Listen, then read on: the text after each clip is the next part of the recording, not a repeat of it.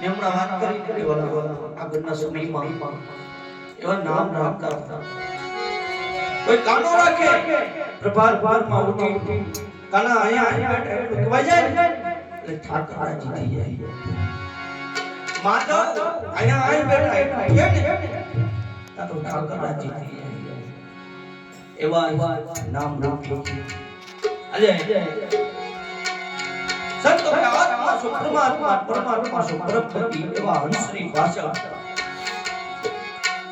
નામ તો જો અલગ ધણી રામદેવજી મહારાજના પરમ સ્નેહી ભગત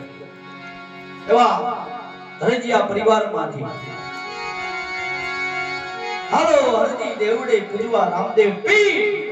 ઓઢિયાના કોઠ મટાડે હાજા કરે બાપુ સરી એવા હરજી બાપાના અમરા પાસે તો ખરા રામદેવજી મહારાજ એને કહી ગયા અને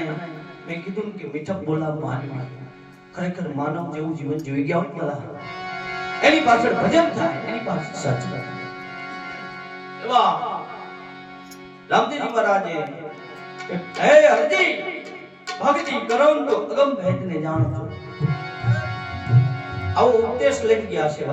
એવા અમારા આત્માની પાછળ હે કોઈ કયા વિશે કોઈ માયા વિશે સંતોએ ગળત ભજન કર્યા છે કઈક તમે સમજી કે ભજનમાં પાછા ભેળા થાય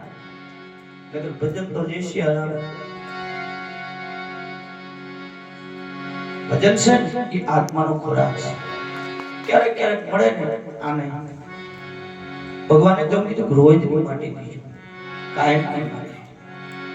નકર ક્યારેક કર્મના લખ્યું છે છેલ્લે તો ઈ જ છે કરેલા કર્મના બદલા દેવા પડે દેવા તો પડે વાલા પણ ભોગવાય પડે આયા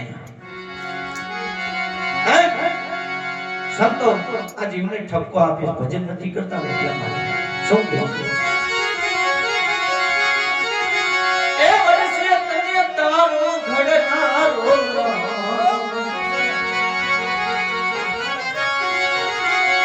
એ વર્ષે તને